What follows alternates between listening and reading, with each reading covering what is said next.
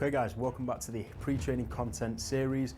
Today we're going to talk about how to substitute exercises, what to do when you can't get it done. Now there could be a series of different reasons for this, whether you have moved gyms, whether on that particular day the equipment wasn't available, or whether your logistical circumstances meant you couldn't perform that particular exercise. This is going to happen, so it's an important skill to make sure that you have under your belt. Diving straight into it, okay, so just a couple of examples. You need to do the leg curls, but you don't have access to the specific machine, or you're at the gym at peak time and you just can't seem to get on it no matter what happens. You need to do dumbbell rows, but you don't have dumbbells. A lot of home gyms, they don't tend to have dumbbells. Or you've hurt your hand and you can't do deadlifts. You have a manual job, or for whatever reason your hand is just hurting that particular day.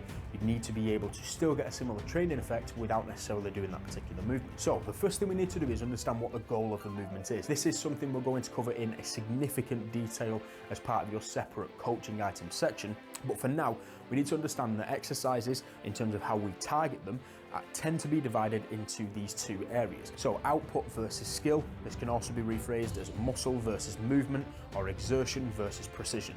There can be a variety of different combinations, and again, the actual implementation of this depends on you as an individual, the training phase, and a whole host of different factors. But for now, just for today's video, we're going to cover the aspects of muscles and movement. When the exercise is looking at training the muscle specifically, so this can be an isolation movement, it can be the hypertrophy exercises, the assistance exercises, and that aspect of training, it's very, very simple to actually find a different variation, to just simply pick a different exercise that loads the muscle in a very similar way and trains it to a similar level of exertion, and just crack on. However, when we're looking at training the movement, and it's very skill specific, okay, there needs to be a couple of different things that we take into account. Now, how do we know whether or not you're training the muscle or whether you're training the movement? If you look at the specific session that you're about to do, and you'll see it on the screen next to me here, whenever there is an S, okay, so it's S1, S2, the strength series, this pertains to being a skill-based exercise, okay? The S stands for strength and the skill, but it's where we're looking at refining the execution of the movement as well as providing overload.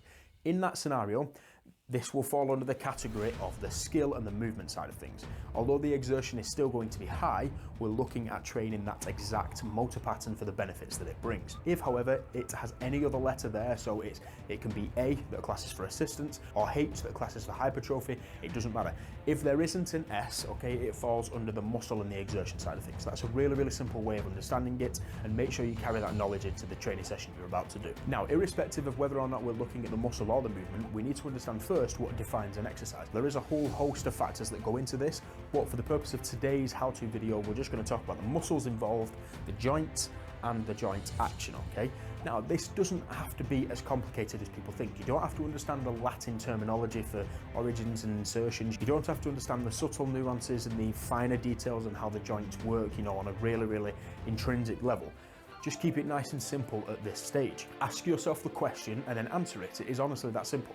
So you can't do leg curls. Again, depends on your experience level as to what you know this exercise to do, but a lot of machines nowadays actually have diagrams of what the specific muscle is that you're training. If not, a simple Google will actually show you what muscle it is that you're providing overload to.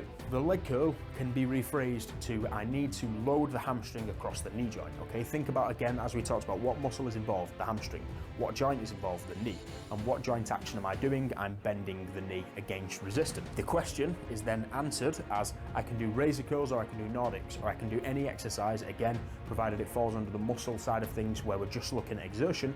I can do any exercise that provides overload to the hamstring across the knee. So what about a skill-based alternative? Okay, so we've talked about the muscle and the exertion side of things. Now we're looking at the movement and the skill. You've hurt your hand and you can't do deadlifts. The unfortunate reality is that a lot of the gains that come from the S side of things, so remember the S1, S2 strength series, comes from training the skill itself. However, we just follow the same process. You ask yourself the question of what muscles you need to overload, okay, what joints are involved, what joint actions and so on, and look specifically to the pattern that you're creating overload within.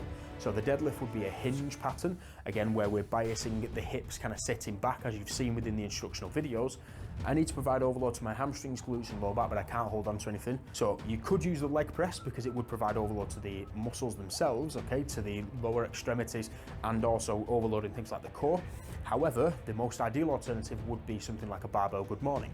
The movement pattern is very similar and you're still providing overload to the muscles involved. So, summary, nice and simple. Strength-based exercises, those that are skill-based, you're loading the movement. In that scenario, you would look towards the specific exercise, actually look at how the body moves, what actions you're doing, whether or not you're sitting your hips back, whether or not you're squatting them up and down, and find an exercise that mirrors the same movement. Assistance exercises, those that are muscle-based, you can just load the muscle. Ask yourself the question of what muscles are involved, what joints are involved, and what joint actions. Now, stay tuned for part 2, where we take this simple model of muscles, joint, and joint actions and show you what actually goes into exercise selection, which looks something a little bit more similar to this. As always, stay strong, and I'll see you on the next one.